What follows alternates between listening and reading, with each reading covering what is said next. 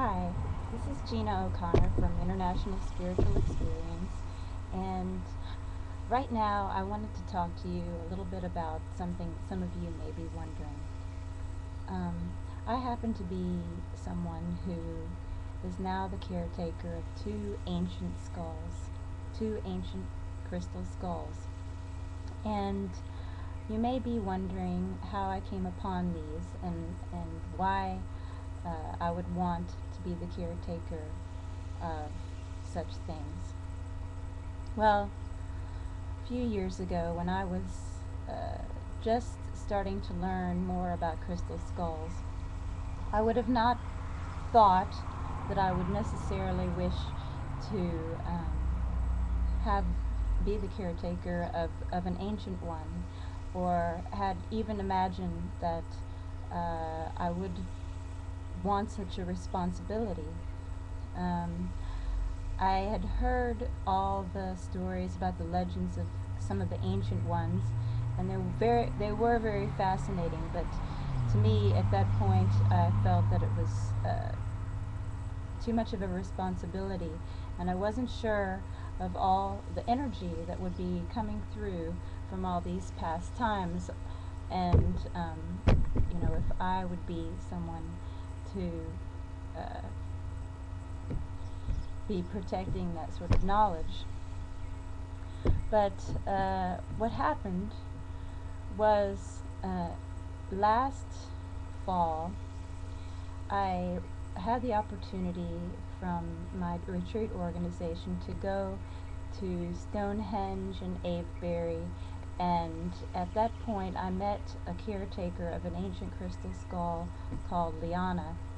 And this one is a coral tabulate skull, and I knew from seeing pictures of it that I was very drawn to it, but had never been out in public before, and she didn't know that it would be, even though she herself was going to be joining us. Well, when we did get there for the equinox celebrations, and we met at Stonehenge, Debbie and I, the coral tabulate skull was there. It happens to be called Liana.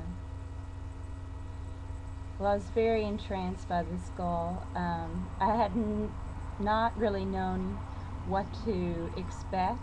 The pictures were very poignant and overwhelming to me already, but when I actually was able to hold that crystal skull in my hand, I felt such overwhelming love and ancient capacity to this, and I had the opportunity for some very magical experiences and activations that day, in which I was downloaded with an enormous amount of information from Liana and also these ancient sites. And I believe that is a shortened version of the story, but I believe that sequence of events, the beginning of the sequence of events started there, in which I was to become a caretaker of an ancient crystal skull. And now I actually am of two of these, and I'll explain that more. Uh, Shortly thereafter, a couple months later, I felt that there was one out there for me, and I could feel it somewhere in the ethers calling me, I guess. Um, I believed it was of the Mongolian type, and so I contacted Debbie, who happened to know a man named Frank Liu, and he believed he had already had some messages that there would be someone like myself that was going to be asking. And so I wasn't sure of all this, because you never know about, sometimes you don't trust your instinct about what's coming through. And I was able to first see the picture of this crystal skull on a very important, a very special day that no one knew about. That date happened to be the third anniversary of when I set up International Spiritual Experience, this retreat organization that I had set up with a friend of mine. This was also during a special celestial event called the Leonid Meteor Showers, and it was on that day, 3 years later, that I saw the photograph of the skull, and I knew it was the one. And so therefore, this one came to me, and it took some time.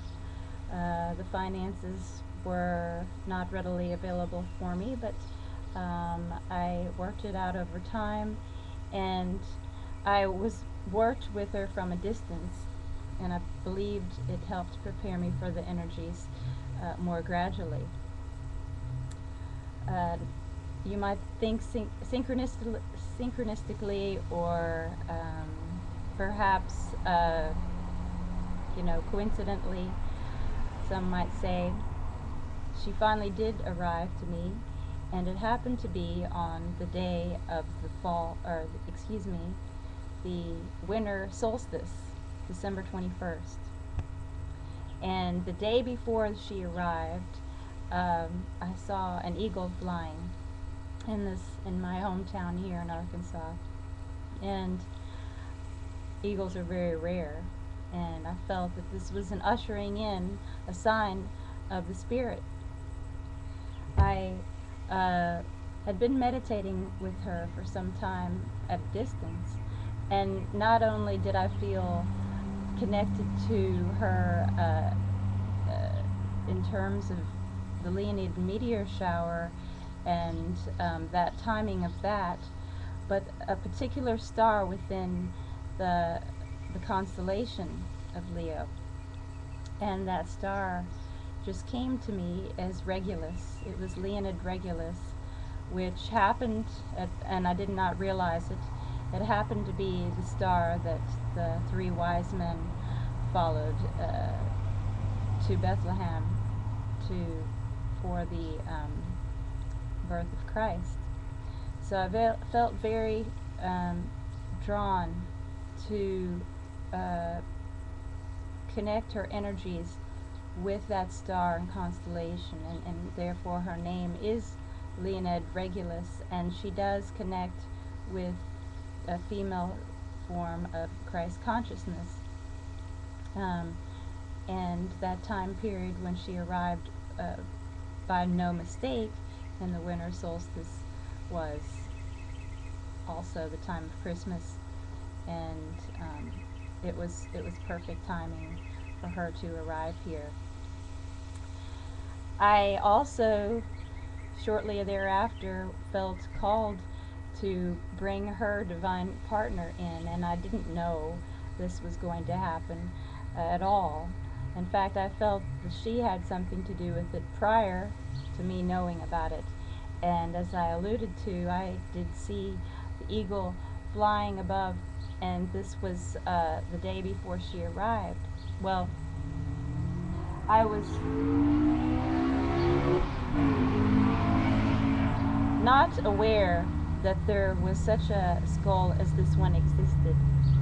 I did not realize that there would be one made out of petrified wood this way. I had known of a couple of others, but no one else that I knew were caretakers of these. And one day I asked Mr. Liu, I said, I think there's another one.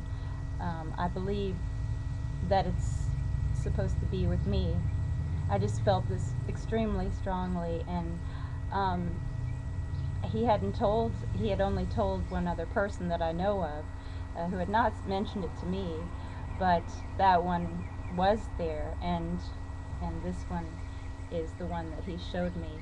And by no mistake, this one also, from the beginning, was connected with a kind of Christ consciousness energy, and so it worked very well that these two became a divine pair. Not only that, but this was also connected to the eagle, because immediately when I